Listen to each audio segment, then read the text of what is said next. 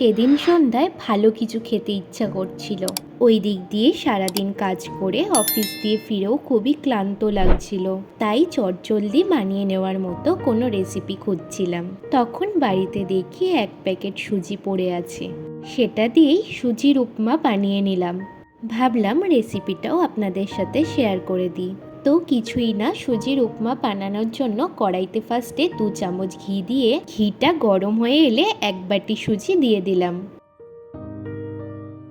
গ্যাসটাকে লো ফ্লেমে রেখে সুজিটাকে ভালো করে 10 মিনিট মতো ভেজে নিতে হবে।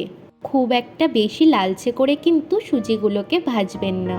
10 মিনিট পরে দেখবেন ভাজতে ভাজতে সুজিটা দিয়ে একটা সুন্দর গন্ধ বেরোচ্ছে, তখন এটাকে নামিয়ে নেবেন। এরপরে ওই কড়াইতে 1 চামচ ঘি অ্যাড করে কিছুটা কাজু বাদাম, কিশমিশ আর কয়েকটা বাদাম দিয়ে 1 থেকে 2 মিনিট মতো ভেজে তুলে নেব।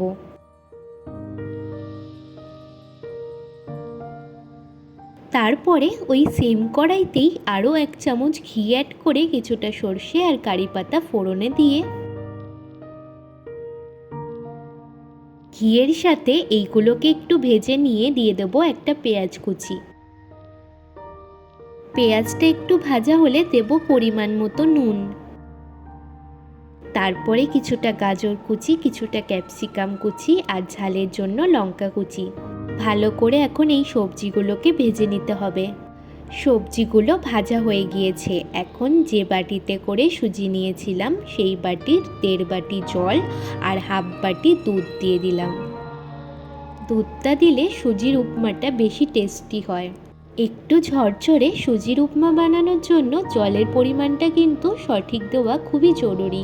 এরপরে এটাকে ফুটতে দিতে হবে। যখন এটা এই রকম ফুটে উঠবে তখন স্বাদ ব্যালেন্স করার জন্য দিয়ে দেব 1 চামচ চিনি। এরপরে গ্যাসের ফ্লেমটাকে লো করে ভেজে রাখা সুজিটা দিয়ে খুব ভালো করে এগুলোকে মিশিয়ে নেব। দেখতেই পাচ্ছেন জলটা টেনে গিয়ে সুজিটা শুকিয়ে এসেছে। এখন গ্যাসটাকে বন্ধ করে যে ড্রাই ফ্রুটগুলোকে আমরা ভেজে রেখেছিলাম সেইগুলোকে ওপর দিয়ে দিয়ে আরও 1 চামচ ঘি অ্যাড করে ঢাকা দিয়ে 10 মিনিট রেখে দেব।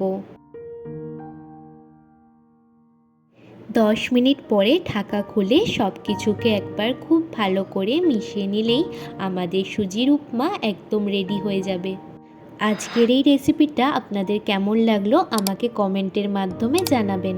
রেসিপিটা যদি ভালো লেগে থাকে আমার চ্যানেলকে প্লিজ সাবস্ক্রাইব করে নেবেন।